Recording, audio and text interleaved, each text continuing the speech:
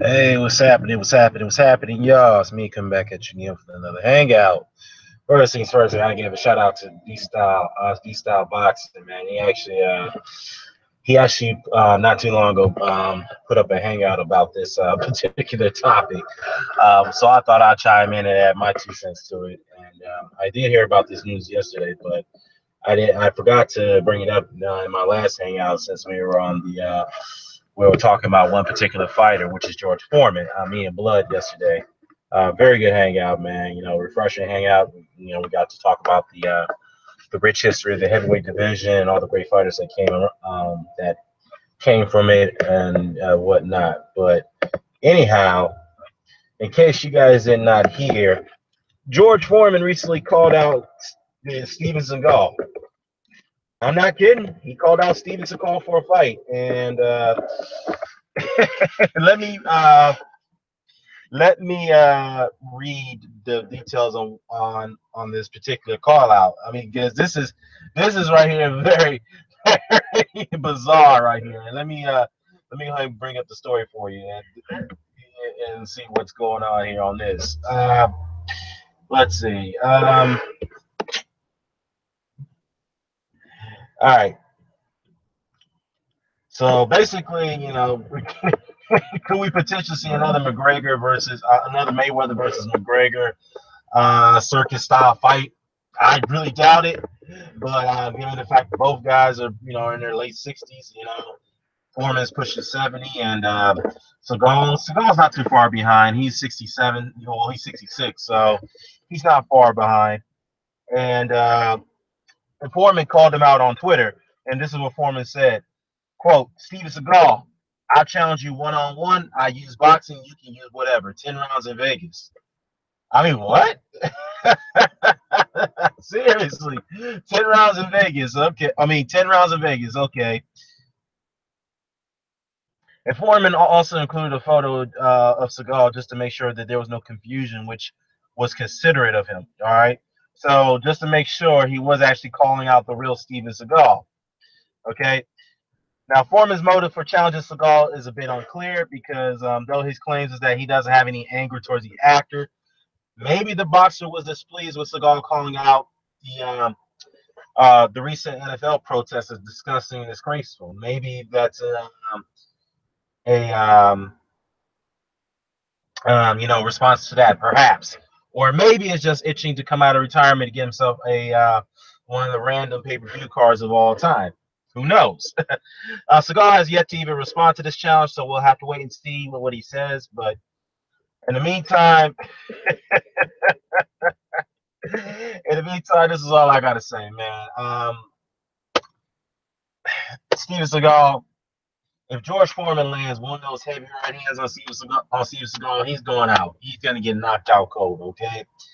And someone wonder, is Steven Seagal even a legit fighter? All right, let's look at his background. He's an Aikido master, black belt, seventh dan. I studied that art and also studied jiu-jitsu as well. So I encompass both arts, but I'm more heavily in jiu-jitsu.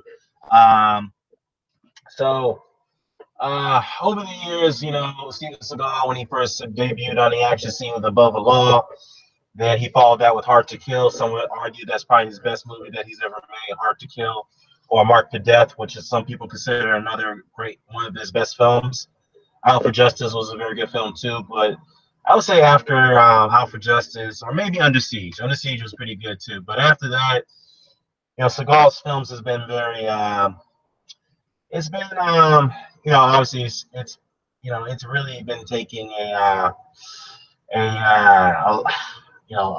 it took a major toll on his popularity in his later films. I remember one film that he was on. He starred in Executive Decision, I think, with all-star cast of Kurt Russell and Holly Berry and others. Right. A lot of Seagal fans were pissed off about the fact that he was killed off in the beginning of the film, which is unusual for a guy like Steven Seagal, who's known to be the main protagonist, as a hero of all the films that he's made, and then he gets killed off like that in the beginning of Executive Decision. I remember the protest of that. Anyways, I'm getting off topic a little bit, but anyhows, besides the point, there has been behind the scenes controversy with Seagal in his life. especially his polygamy, polygamy accusations with various women, whatnot. I mean, that's no surprising coming from Seagal, because he was a notorious womanizer throughout his life. And well, back to the point of him being a legit fighter, he's had some run-ins with some people behind the scenes. Okay, there has been complaints about him being rough with the stunt guys, and there was an incident that happened behind the scenes at Out for Justice. I think they were filming this in Wilmington, North Carolina, and one of the guys, the actress who was part of that cast, and I'm not going to name who he is. Actually, I ran into him and he told me this story that Seagal was intimidating a lot of guys on set. He was cursing everybody out, like the prick that he is. But I also heard from other people too, who's worked with him. Um, he challenged anybody to step up to me right now. If you got this is what he said. This is only from paraphrasing, not from verbatim. He said, "Look, if any of y'all motherfuckers got a problem with me right now, I'll kick every one of your asses right now. Come on." And then Gene LaBelle, who is who's a legend when it comes to underground fighting and a judo master. Gene LaBelle, who's actually was a stunt coordinator for Alpha Justice, has stepped up. And Gene LaBelle is, he was in his, 58, 59 at the time when they were filming it, whatnot. He stepped up, and Seagal kind of laughed him off, said, "This old guy think he could really challenge me." And Seagal said, and Gene LaBelle said, "We'll wait and see. We'll see. We have to find out right now." So Seagal and LaBelle said, "Look, I guarantee if I put you in this chokehold, you can't get out of it." Right? So Seagal took the challenge, and he believed at his youth, time as when he was more youthful, he felt that he was strong enough. Obviously, he was a big guy. He was like 6'6", tall guy, pretty big. And he said, "Look, I can outmuscle this guy." So as soon as Gene LaBelle put him in that chokehold, Seagal just passed out. He fell asleep. And for what I've heard from the guy that who told me the story, Seagal woke up in the hospital. When he was out, he woke up and he thought he was still on set. And Seagal denied that story. I remember this too. He denied that story when he was asked about it on the City Hall show, whatnot. And he denied it. And of course, again, years later, this guy told me the story. And, this was like, what, in 93 when he gave this interview and whatnot. He denied it. And then, like in 96, 97, him and Jean-Claude Van Damme got into it.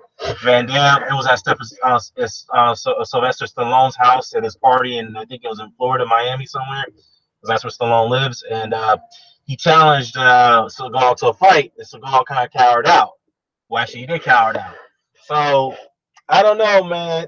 Seagal, hey, Blow, what's going on, man? I'm not joking. Actually, George Foreman actually called him out. And let me think about this. Seagal, someone argued that he's not really a legit fighter, but he likes to take credit for training Anderson Silva. Okay, because there was a front thrust kick that Anderson Silva applied on one of his opponents. I forgot the name of the guy that he beat. Seagal took credit for that, for teaching him that technique. And then Boss Rutan came after Seagal for that. He's like, "That's bullshit. First of all, this guy's not even a legit fighter. How can he take credit for something, for something? Boss Rutan's a legit fighter, obviously, MMA legend. The guy doesn't like Seagal either, okay? And the thing is that if you look at Steven Seagal right now, look, the guy can barely move. He's overweight. And to be fair, George Foreman is, George Foreman, he's not. I mean, he's lost weight over the years. You could say it's fair to say that he's probably in better shape than Steven Seagal. But Foreman still knows the basic techniques. That's not going to leave a fighter. Even if a fighter gets old and they're retired, they still have the basic techniques in them. They'll still can display that and show you. They can train you. And I guarantee you, if George Foreman does land that right hand on Seagal's going to get knocked the fuck out. Okay. And I can see why Seagal hasn't responded to the challenge yet, because this is very bizarre to me. Very bizarre. That Foreman wants to fight in Vegas. He wants a 10-round fight. He says anything goes. However, Foreman did stipulate is that you cannot use no swords. You cannot, because Seagal is he's an expert in weaponry. Okay, he can use the bow. He can use the katana sword. So he has horsemanship. And George Foreman said, "You cannot use it. It's going to have to be all fists." All right, and he goes. Hey, what's up, Tom? What's going on? I read somewhere that Seagal had shit on his pants when he got choked out by LaBelle. You know what? I heard that too, but the truth of the matter is that he did get choked out by LaBelle because somebody actually confirmed this. I'm not going to name the guy who told me this story because he actually worked on the set of Out for Justice. He was there when they filmed it in Wilmington, North Carolina. And Seagal kept denying the story for many years. Even like I said, he went on the Arsenio Hall show and claimed that's not true. That's not what happened. But I mean, other sources could confirm that's actually what did happen. Okay. And obviously, over the years, Seagal's reputation and his, popularity has declined because he's actually had, he's kind of like somewhat blackballed. And in the later years of his life, he's in Russia right now. He lives there. He's a good friend and ally to Vladimir Putin. He got citizenship last year, and pretty much he defends Russia against anyone that criticizes him. So particularly Putin. And some people would speculate that's why Foreman is responding to Steven Seagal. He's like, he's responding to him the fact that not one, you're defending Putin, number one. Number two, you have the nerve to criticize NFL players for protesting what they believe, protesting against the oppression of minorities, particularly African Americans. Okay, so we don't know the whole story behind this call out, but that's probably an indication why, because we want to put this all together, Pat. Put this all together like a catch-22. Ever since Seagal came out and called it disgusting why the NFL players are doing what they're doing, and George Foreman responds to Steve Seagal calls him out. So I don't know, man. I don't know what to make of this. It's funny as hell to me. But all I can say is, shit.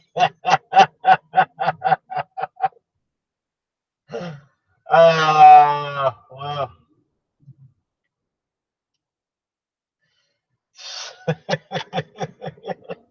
George Foreman versus Steven Seagal, man. I mean, that shit is funny to me, man. That shit is funny, man. I don't know, man. I ain't got nothing more to say about that. But like I said, if that actually does, if it does happen, dude, I'm definitely picking Foreman to win that fight. All right. So in case you guys know, it is picking up steam on all over the news outlets, including Boxing Scene. They picked up on this story. So, oh man, this shit is funny. So anyways, on to some other news. Terrence Crawford is named pound for pound number one by the Boxing Writers of the Boxing Writers Association of America. So Golovkin is not really he's not universally recognized pound for pound number one. So the Ring Magazine, which is more reputable, got him pound for pound number one. I mean, it's up to it's such a subjective issue all the time when it comes to pound for pound rankings. But yeah, so the Boxing Writers got him pound for pound number one. I got Terrence Crawford pound for pound number one. I'm sure people would agree. Some would disagree. I understand that, but obviously, yeah. Let me see. Obviously, definitely, I think Terrence has done more work. I mean, than Golovkin. I mean, yeah, Golovkin's got some good wins, but the thing is that he hasn't beaten the other pound for pound fighter yet. He hasn't even beaten a pound for pound fighter yet. I mean, Terrence Crawford has done that, so that's another thing you got to take into account. And Terrence Crawford has actually won all his belts in the ring. He's won 5 titles in the ring compared to Golovkin's 1 title. So, like I said, it's open for discussion and debate, but definitely I'm just pointing out some simple comparisons there that I think Terrence Crawford should be rightfully pound for pound number one. Universally should be pound for pound number one, in my opinion. So that's one thing right there. And what else we got here? Sullivan Barrera recently had turned down the Sergey Kovalev fight, in case anybody doesn't know. But let me go into details on why Sullivan Barrera turned down that fight. Okay, he was offered 300 grand to take the fight against Kovalev. He said, "That's cool. I'll take the fight." However, he had one stipulation. He said that he told Kathy Duva, and he told Kathy Duva. He said, "Look, here's the deal. I'll take the fight for 300 grand, but you're gonna have to guarantee me that I'll make more money for my next fight." And Duva said no, or whoever the other parties involved, including Duva, they said no, that's not going to happen. Okay. But here's the thing about Sullivan, all right? And I like the guy, but I think he pulled this kind of move when it came to Arthur Beterbiev, okay? When he initially accepted the challenge to Arthur Beterbiev, Barrera and his team pulled out because I guess there was a certain amount of compensation dollars they weren't satisfied with, so they pulled out. But yeah, they took on Joe Smith Jr. and they got less money for that fight, opposed to fighting Arthur Beterbiev. Okay, and to me, right here, I just don't really buy this. I mean, I don't really buy this at all. I mean, you're getting probably the biggest payday at that point to fight Kovalev, and yet you're begging for a more increase in your pay in your next fight. But here's the thing, Sullivan. It depends on who you're fighting, man.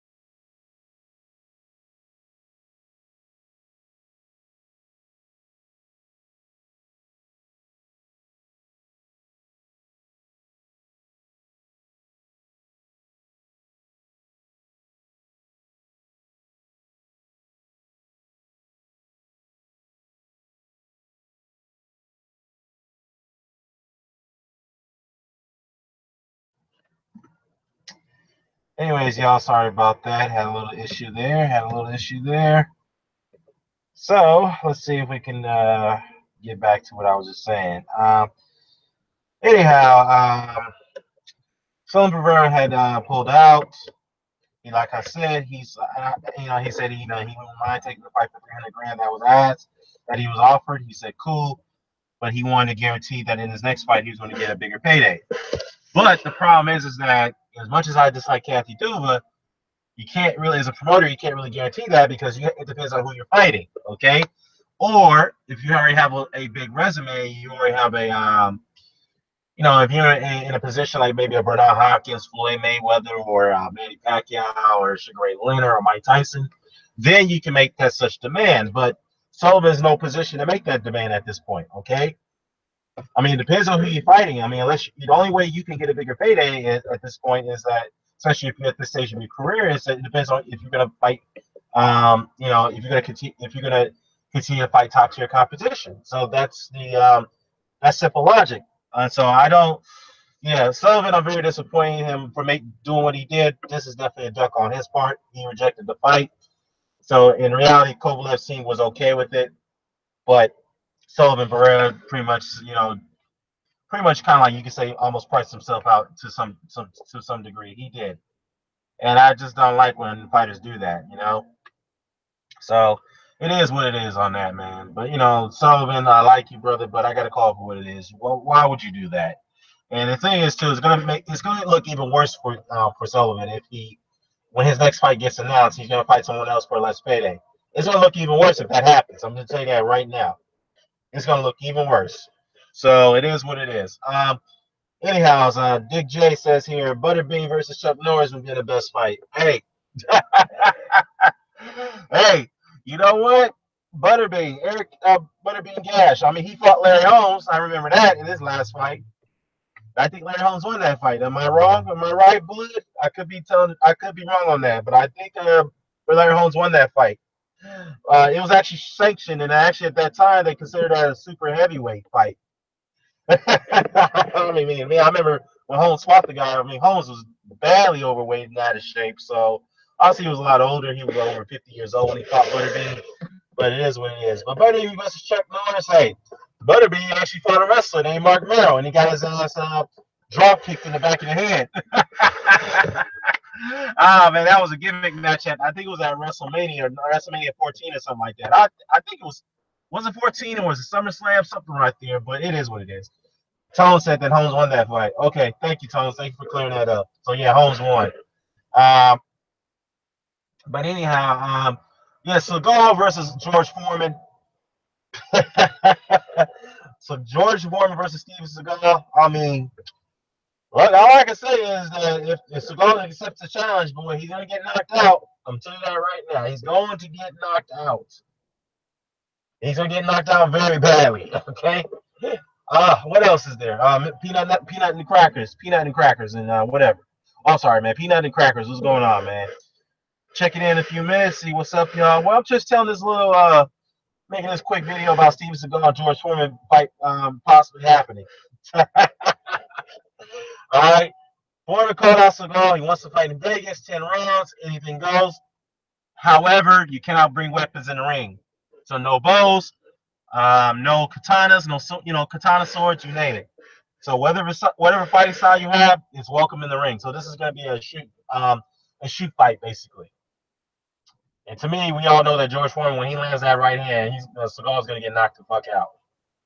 Basically, he's going to get knocked out. And basically, it is going to happen. But Seagal hasn't responded yet, so we'll see what happens. All right. George would send Seagal straight to cable. Hey, Hey, Peter, but here's the thing: Seagal's been making a lot of direct-to-video movies over the last 10 years, so he's already there. He's already there, and he spends most of his time in Russia now. So, and he's a good friend and ally to Vladimir Putin. That's another thing you got to take into account.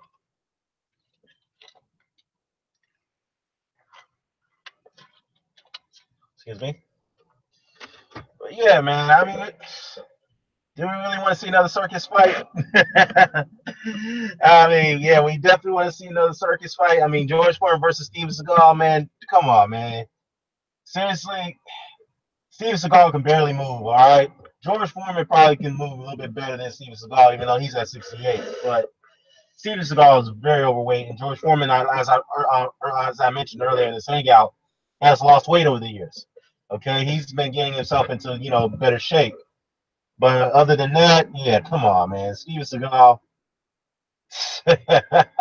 with that fake hair and that goatee that he's got. And we all know that's a toupee that he's wearing on his head. What if George Foreman knocked that toupee off his head? Then we'll really be laughing. We'll really be laughing. And Seagal does what he can to try to hide that fat, but he can't. All right, we all know he's extremely overweight. So I know he's doing the best he can to hide it, but it is what it is.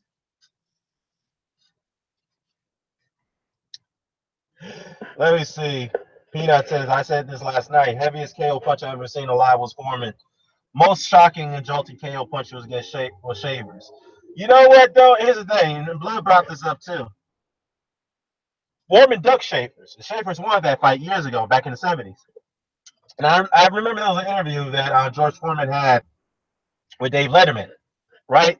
And Dave Letterman asked this question about him and Mike Tyson. And George Foreman said, look, I wanted that fight. I was offered a contract by Don King. I signed on to it. But I don't know why Mike didn't want the fight. Obviously, because Customato had always told him from a psychological perspective that his style was tailor-made for George Foreman. He would never beat George Foreman on any day, on any day of age, I should say. And Tyson valued Customato's words very sacredly. Okay. In that interview, the name Ernie Shavers came up by Dave Letterman, and George Foreman quoted by saying, "Oh, thank God I didn't fight that guy." And yeah, George Foreman said, thank God he did not fight Ernie Shavers. He knew what Ernie Shavers could do. So he didn't want to go near that guy. And some people would consider that Ernie Shavers was a harder puncher than George Foreman. I mean, which could be possibly true because Ernie Schaefer is rated one of the best punchers in history, pound for pound. So is George Foreman himself. So Foreman didn't want to go in there against a guy like that. But I mean, it's kind of hard for me to believe why George would not get in the ring with Schaefer's, but he got in the ring with Lmao, the same guy that knocked out Ernie Schaefer's. So I mean, it's hard for me for George to say that he actually was glad he didn't want to fight that guy. But it is what it is, you know. Black Latin season, what's going on, man? Says here that Seagal was out of his mind. His ponytail wig too tight. Hey, here's the thing, man. Seagal didn't even respond to George's challenge yet, so we have to wait and see. But other than that, if he does accept the challenge, he will be really out of his mind. I mean, he really will be out of his mind. If he's going to accept the challenge by a 68-year-old George Foreman, I would like to ask him, why didn't he accept Jean-Claude Van Damme's challenge back in '96 when Jean-Claude Van Damme was calling him out for a fight? And he pussied out of that situation with Van Damme. So I would like to say that Seagal's being a little bit of a hypocrite. It is what it is, or a double standard, I should say. Black Latin Caesars, Big George would have put some heat on Tyson. George had a chin that made of concrete. Yeah, he did, man. He did. Well, the 10 years later version of George Foreman when he came back in '87 and when he fought up to 1997, that form of George Foreman definitely would have gave Tyson a lot of hell. Okay, because if we're talking about pre-George Foreman back in the '70s, I don't know, because George Foreman back then was getting hit a lot and he was getting knocked down a lot. And the reason being because he was impatient. He was trying to rush in, like Blood said yesterday. And the dude, the later version of George Foreman was much more patient. He exhibited more boxing skills, and he was a little bit more technical back then. So, yeah, I mean, it's an interesting point that you made there, Caesar. Interesting point. Peanut says, yeah, I do think Foreman is humble, though. He also claimed that he was downright afraid of Joe Frazier, and look what happened. Yeah, that's a good point. That's a good point. That's a good point. But he did say that in that interview. I mean, I thought he was serious when he said it because he said it a couple of times too. He said he didn't fight that guy. So, but again, Schaefer did call him out. Foreman never took that fight, so you have to call that pretty much a duck. So it is what it is on that situation. Blood says here, I would ask Link if but I'm on the road, man. Seagal was priming around Mark for death. Yeah, you know what? He was, man. That was one of my favorite movies, man. Action movies, I should say. I mean, Seagal taking on the Jamaican drug lords and all that stuff. I mean, Seagal in his prime, Aikido master, the guy was also exhibiting a little bit of street fighting techniques in there too with Aikido. That's what made him pretty dangerous at the time because he was tall. He was quite big for his size. He was a big, tall guy, and he used to intimidate a lot of guys due to his size and his technique back then and when he was younger. But nowadays, man, after that Gene LaBelle incident on Out for Justice and that Jean-Claude Van Damme incident, people look at Seagal as like, nah, you ain't shit, man. You ain't shit as you claim you are. Real talk. You ain't.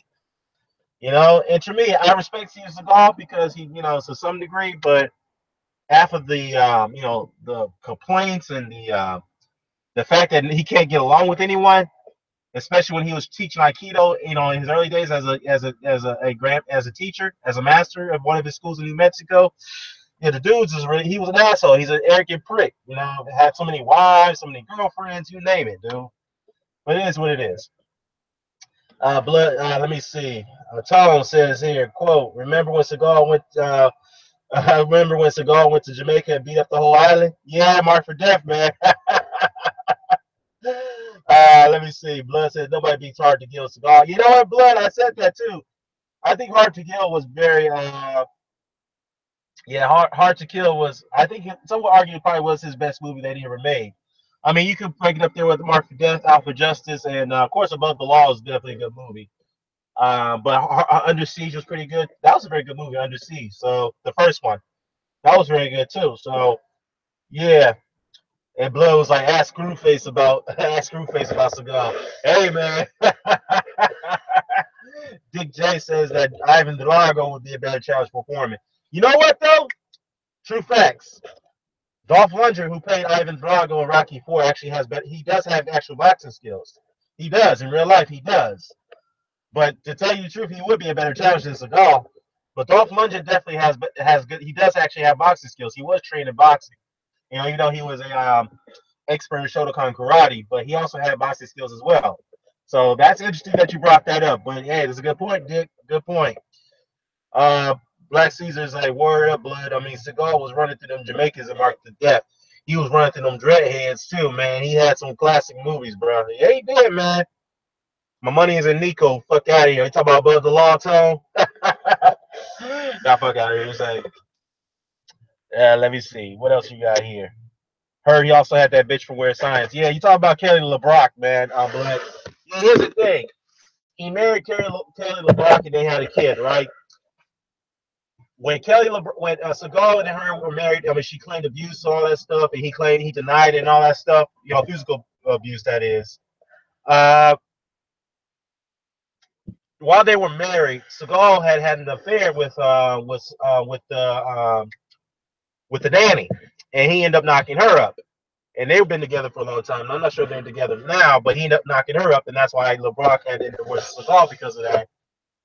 And her career was never the same because she was really under major depression. She was going through a lot of personal issues after that whole divorce with Seagal, and she said that she nearly was in like an emotional collapse over that whole situation with Seagal. So obviously he ultimately denied that he's ever applied any uh, physical abuse towards her or mental abuse. He denies it, but I want to, honestly, I mean, nobody takes Steven Seagal's words for anything because he's a pathological liar. Okay, the man has lied about him being involved, have had rescued his dojo in Japan when he was training Aikido with his ex-wife, when him and his ex-wife were living there.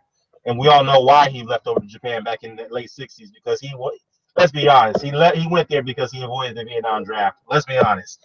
And while he was in Japan, he told a story that he bowed the Yukaza over there in Japan over the dojo, and that was not true because his wife said that's bullshit. That never happened. Okay, so he's a pathological liar. I mean, nobody takes Seagal's word for anything. But if he does accept George Foreman's challenge, that'd be very interesting. Let me see here. Black Caesar's the first under siege with Tommy Lee Jones. Yeah, that's the one. That was a good movie, man. Very good movie. Dan, man, what's your favorite boxing movie? I'm a fan of the Rocky series. I mean, The Raging Bull with Robert De Niro was a very good movie, which is a biopic of Jake LaMotta. And then you have Rocky Four. I like that movie. I know a lot of you. I like Rocky Four. Then you had Gladiator. Yeah, Gladiator was good with Cuba Gooding Jr. That was a very underrated movie, man. Very good movie, man, by James Marshall and Cuba Gooding and Brian Dennehy. Black Caesar. That was a good movie.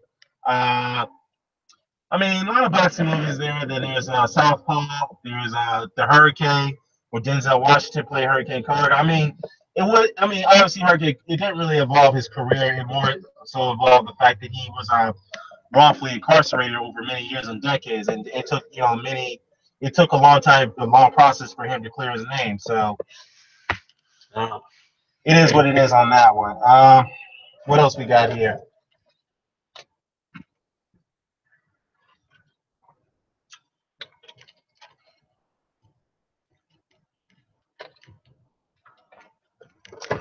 Let's see. A lot of good. Creed was definitely a good one. Let's not forget about Creed back in 2015 when Michael B. Jordan and Andre Ward and Tony Bellew were in that movie too. You guys know that. Creed was a damn good movie too. And Sylvester Stallone, by the way, has teased the fact. I'm sure not many of you guys know this. He teased the fact that Ivan Drago's son there's going to be an Ivan Drago's son that's going to play in the sequel to Creed, where Adonis Creed will try to get vengeance for his father's death by fighting on Drago's son. So that's gonna be teased up soon. That movie may come out probably next year. That's a Stallone tease on Twitter. I think it was on Instagram. Can't wait to see that one. Ivan Drago's son comes into the movie. The Creed 2. So Peanut says here, may I ask a boxing question? Any word yet whether Wilder or will he fight Ortiz? Haven't heard the latest. No, not yet. Suleiman did he did give an interview about yesterday or 2 days ago, He did say that there is going to be a ruling. It's going to take at least a few days or so. So we're still waiting on that ruling. It could happen perhaps today. More likely, it could be tomorrow. But I haven't heard anything yet. But let me go back and check to make sure.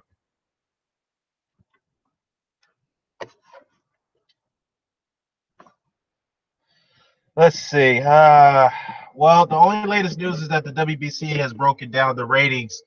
They're going to have a rating changes on their next upcoming convention. So they're going to restructure their rankings. That's very interesting. So we're going to figure out what that's going to be. Significant changes though with their ranking system. So we'll see. We'll see how that goes. Black Lives Teasers that what's crazy about Rocky Four is that Apollo died in an exhibition bout. It wasn't even supposed to be that serious, but Ivan Drago wasn't playing. He wasn't playing, but here's the thing about it. Apollo Creed leading up to that fight was disrespecting Ivan Drago, okay? He just not only disrespected him, but he also disrespected the entire Soviet Union at the time before they broke off, okay? He disrespected the entire Soviet Union, and Ivan Drago and his team didn't appreciate that level of disrespect. And so that's why Ivan Drago did what he had to do, because he said, look, you're not gonna come. I'm coming into your country, but you don't have no right to disrespect me. Okay. All right. So obviously that's what Apollo Creed did. He tried to play mind games with young Ivan Drago, and then obviously it really it was no match. He was no match for that. So I know it's a fictional movie, but let's look at it from a if you want to look at this from a logical perspective. I mean, from a from an actual viewpoint, that's what happened. Peanut says here, hey, thanks for checking down on the status of Wild Arrow Cheese. No problem, man. No problem. I'm monitoring that very closely now. So yeah. So yeah, Clubber Lang versus Ivan Drago. Who wins? Ah man, I'll tell you one thing. Ivan Drago could handle the pressure style of Rocky Balboa, so I would have to favor Clubber Lang because he was a pressure fighter himself. Let me see, Mr. Doc, what's going on, man? I love Stallone stories about auditioning Joe Frazier and Ernie Schaefer for the role of Clubber Lang. I mean, Frazier allegedly could cuss Stallone and Schaefer's made him piss blood. You know what? I heard that story. I heard about that too.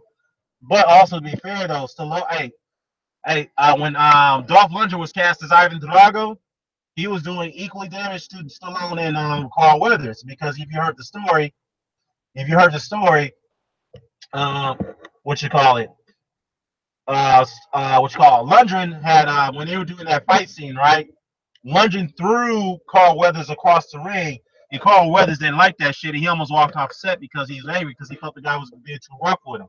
Okay, and during that fight scene between Stallone and Lundgren, Lundgren punched Stallone in the chest so hard to the point that he had to get surgery. He had to actually fly out of Wyoming over to LA to a doctor to get his I think he busted some type of valve inside his chest or something like that. So Stallone had to get a repair. He had to get that repair. Yeah, he gave Carl Weathers at work, man. And Carl Weathers did not like that at all. He wasn't having it. He hated that shit. He almost walked off the set because of that. Let me see what else we got here. Let me see. Roberto Duran was in Rocky 2. You know that, right? Yep. Dick J, good point. He was in Rocky 2. They were sparring in that scene. And yeah, he was giving Rocky a lot of work, man. Duran was giving him a lot of work.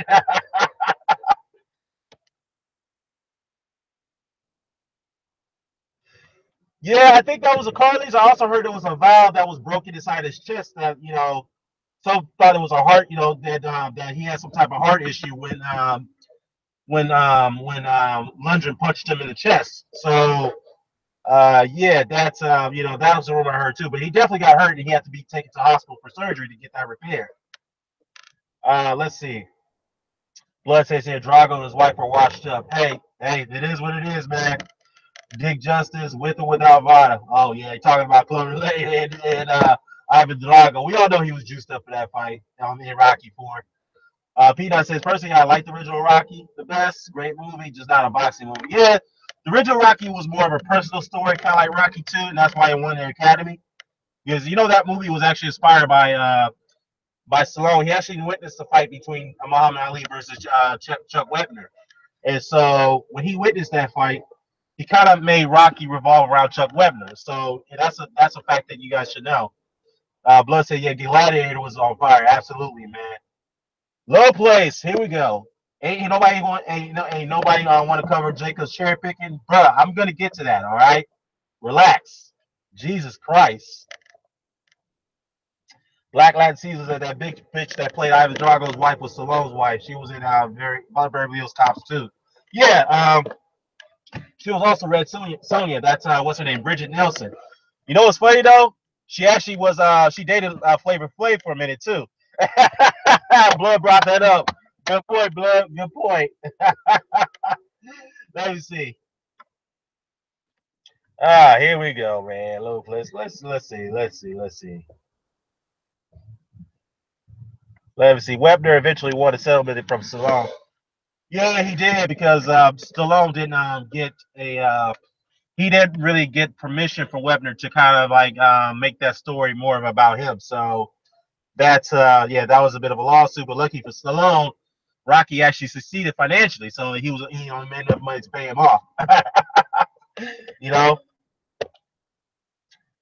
let's see. Toe says, not let's do it again. Not really a boxing movie, but either. But Bootleg Farnsworth was the man. Yeah, I mean, it was a pretty good movie, man. Let's do it again was a pretty good movie. I mean, Dickstown with Louis Gossett Jr. That was not really a boxing movie, but that was pretty funny too.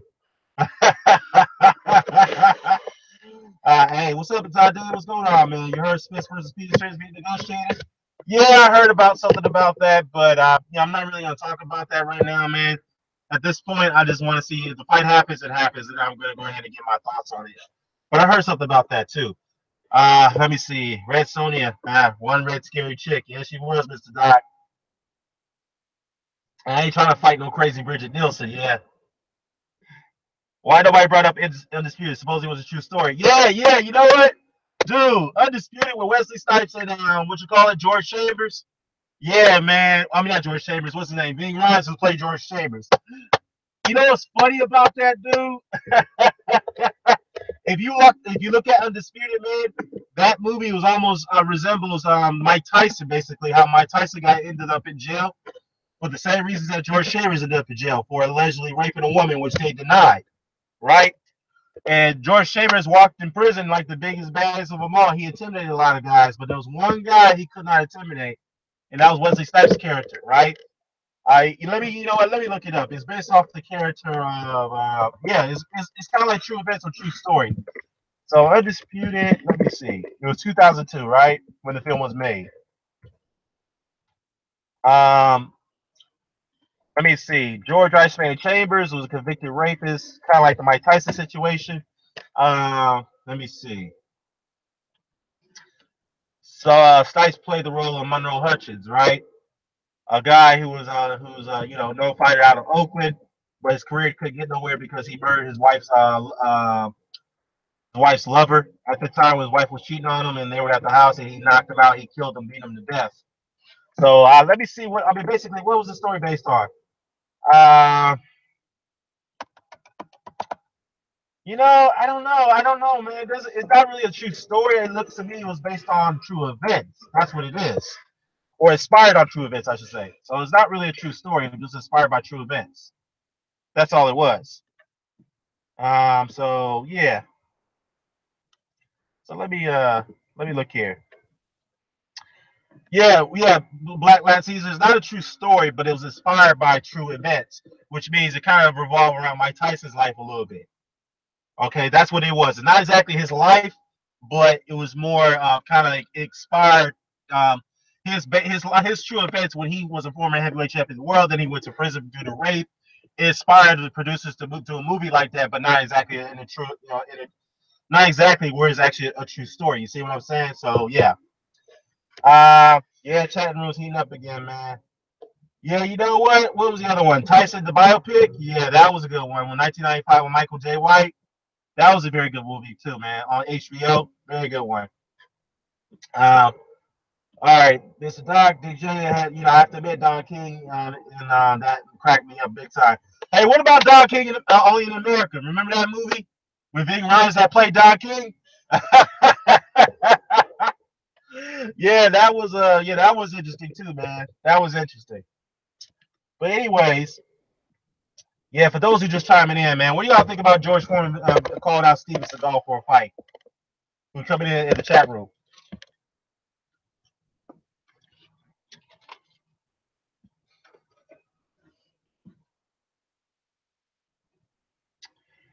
Well, while you guys, let me see. Black last season, supposedly Mike lost the boxing match in jail. You know what? I don't know about that, man. I don't know about that. I mean, I'm not sure about that. I'm not sure. Blood, if you still in the chat room, man, can you shed some light on that, because I don't know anything about that, man. Let me see. Foreman got to be trolling. Yeah, he probably is, man. But the thing is, too, it's kind of oddball why he calls out Steve Seagal. If there's no history behind that, Seagal hasn't even responded to the challenge yet. So we don't know why. And George Foreman even said that there's no hard feelings to Steve Seagal. I just want to fight. I don't know why.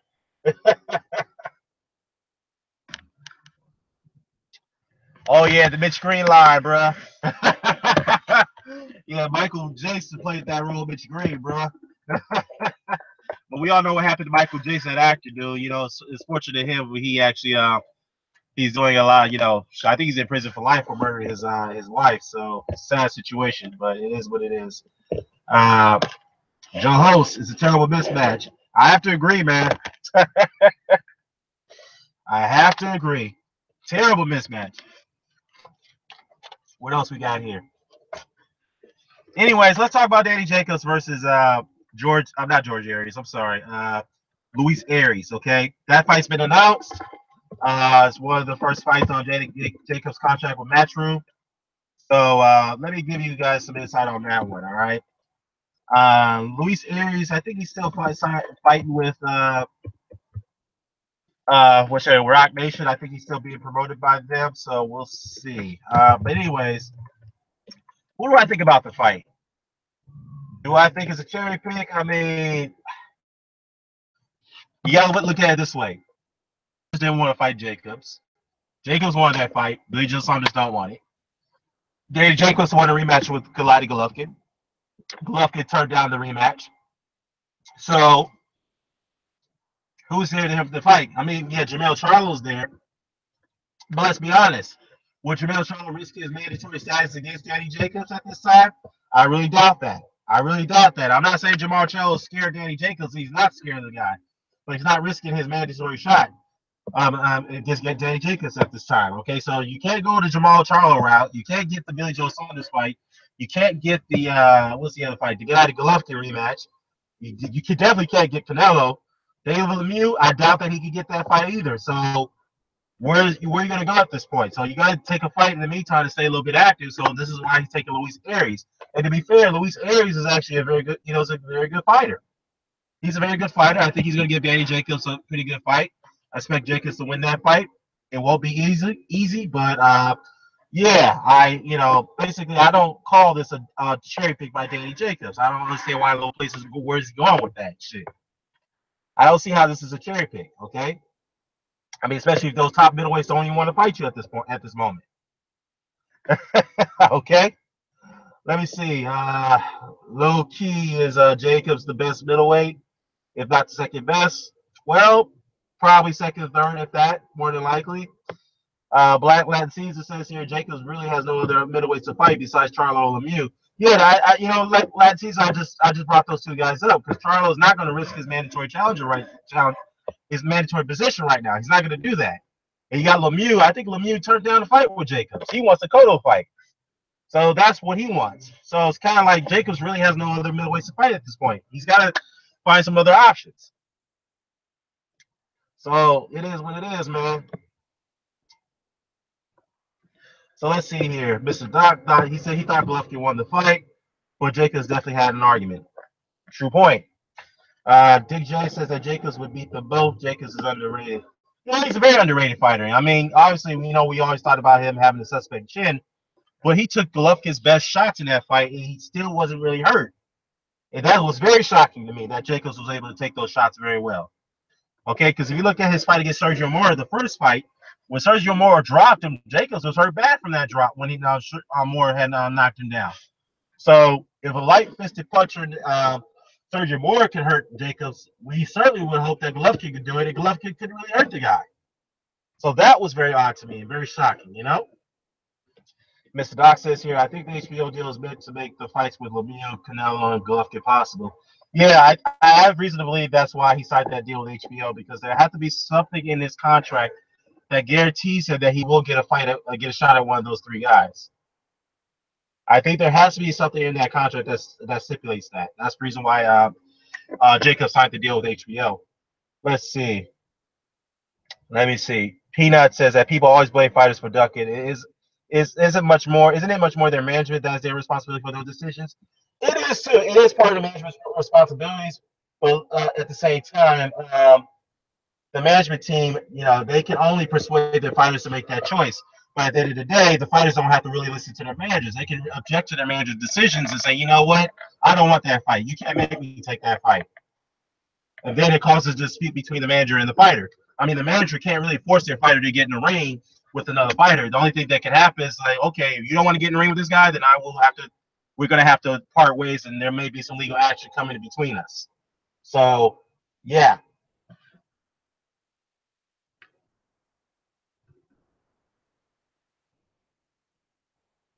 So hold on, guys. Give me a second. I'm doing this here.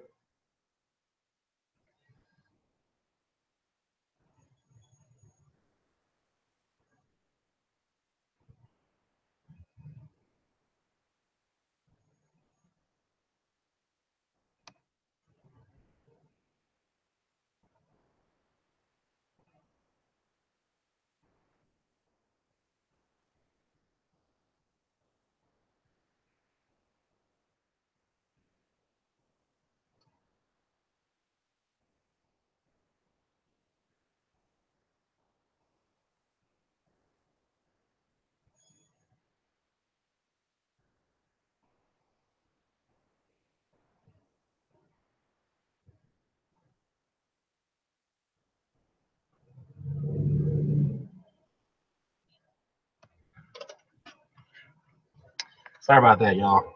Let me see what else we got here. Black Latin Caesar says here, Jacob showed true boxing pedigree, bro. He showed skills. Number one, thought he had boxing skills, switching stances, fighting the inside. He showed superior boxing skills. Yeah, I agree. I think he did. I think he really did. I think to Golovkin's surprise, he didn't expect Jacobs to switch stances, which pretty much confused him and then pretty much throughout the fight. He didn't expect that to happen. I didn't expect Jacobs to do that either. So, uh, Mr. Doc said, I knew he did. That's why I said repeatedly that Jacobs could win. Yeah, yeah. Mr. Doc is on point on that one.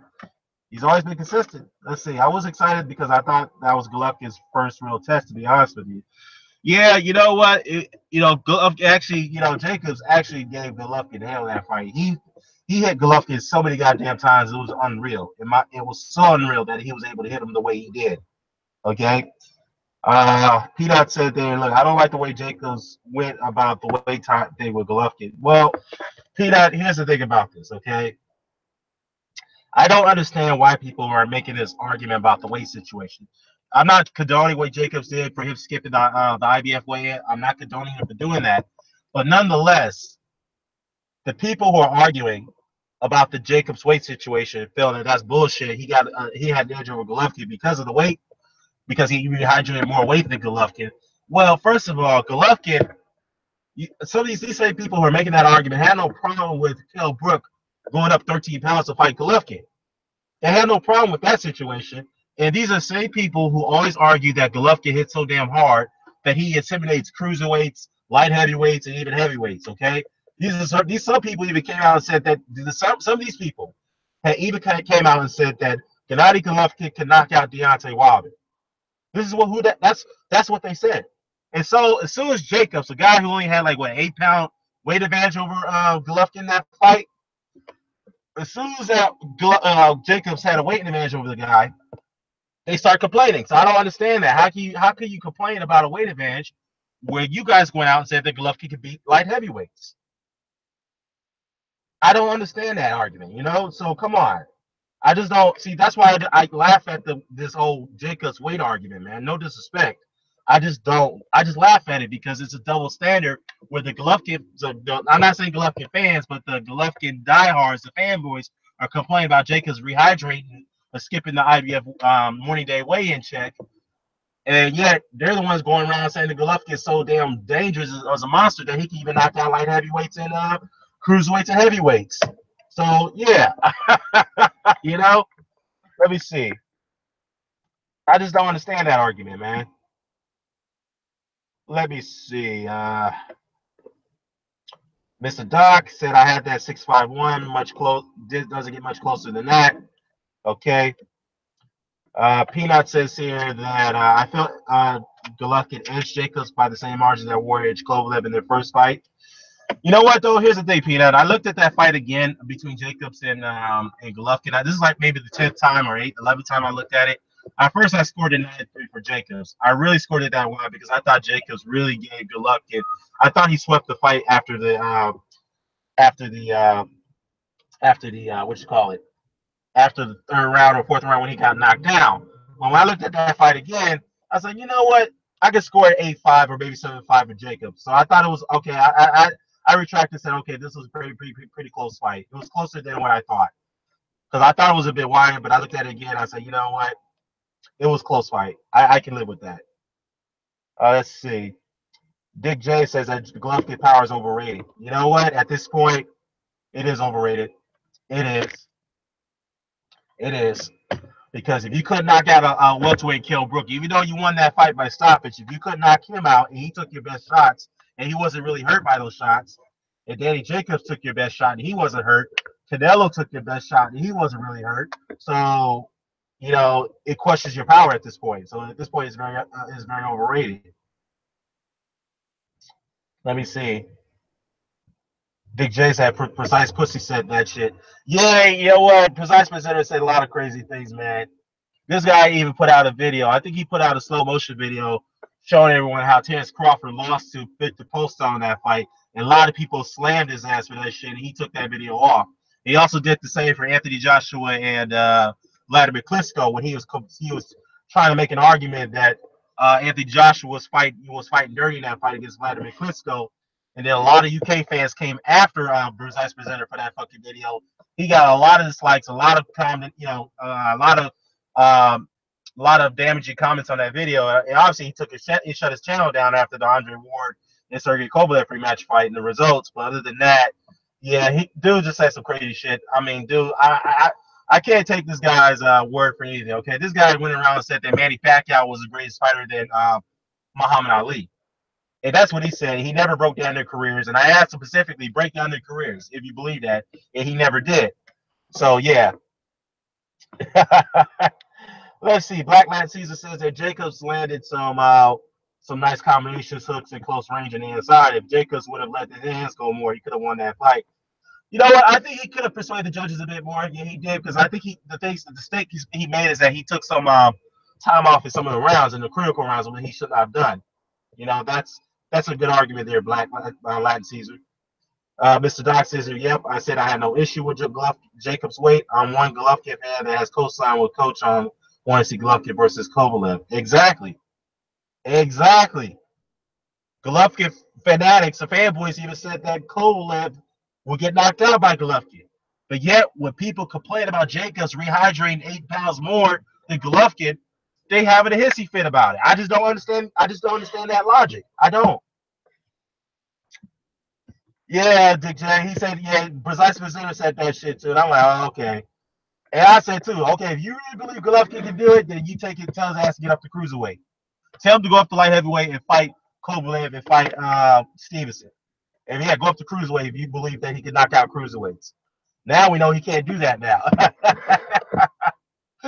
Let's see. What else we got here? Let's see. Mr. Doc, Black Lives Caesar to Mr. Doc. I don't know about that, bro. Golovkin was scared to let his hands go because he was getting hit.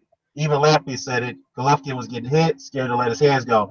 Yeah, if you're talking about the Canelo fight, yeah, you can see in the punch stats, according to punch stats, Golovkin only landed or threw 8 body shots. And the reason behind that is because every time he tried to go for the body, he was getting countered to the head, and he was afraid to get hit in the head. That's why he kept throwing a hell out of headshots. He wasn't going for the body because he just had no answers for the counter. And like I've always said this before about Golovkin, Golovkin has very, very slow reaction time, and he has very slow reflexes. He cannot get out of the way of punches very well. He can't do it. So that's why I said that this dude is a target, because he's easy to hit. Very easy to hit. So whenever he tried to go to the body against Canelo, he was getting hit off the top all the goddamn time, and he was trying to find a way to stop that. That's why he wasn't going for the body. He was trying to knock out Canelo, and we know that wasn't going to happen because Canelo has a good chin. So yeah, that's the only chance he had to win the fight, because if he went to the body, he was definitely going to get tagged more on the top of the head. Even though he was still getting tagged, but he still was going to get tagged a lot more. So it is what it is. Mr. Doc says, I respect your view. Fair enough. Cool.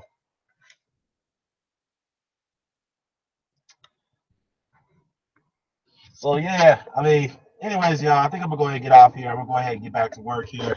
I thought I'd get on here real quickly, share my thoughts about the Seagal and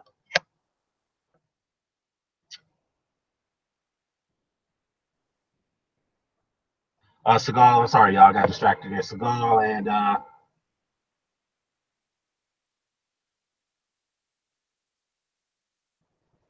Seagal. And I'm sorry, George Foreman and Steven Seagal. I'm sorry, don't get distracted, y'all. So yeah, I think that let's see what we got here.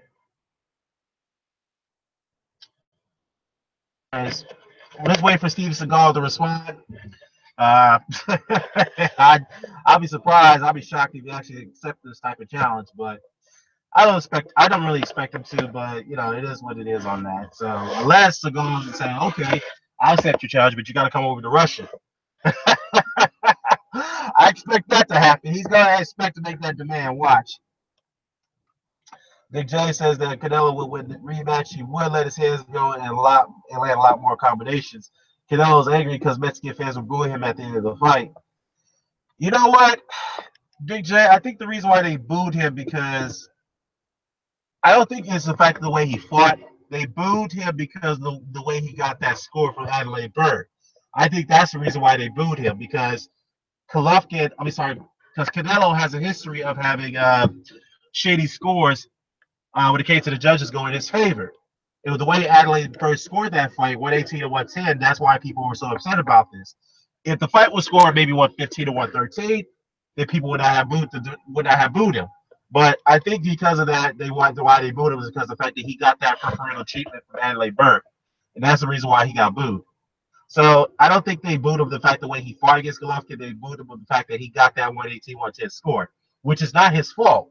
Let's not get twisted. It's not his fault. So yeah. But anyways, guys, I'm gonna go ahead and wrap this up. I gotta get back to work. Thank you for your time. Thanks for coming on. Shout out to Mr. Doc, Peanut Crackers, Dick J, Black Latin Caesar, Blood, uh, Mr. Doc, Joe Host, Toad, Sadim, and yeah, I think that's about it, y'all. So, anyways, we're going to wrap this up. I'll be back later today, so I'm out. Peace.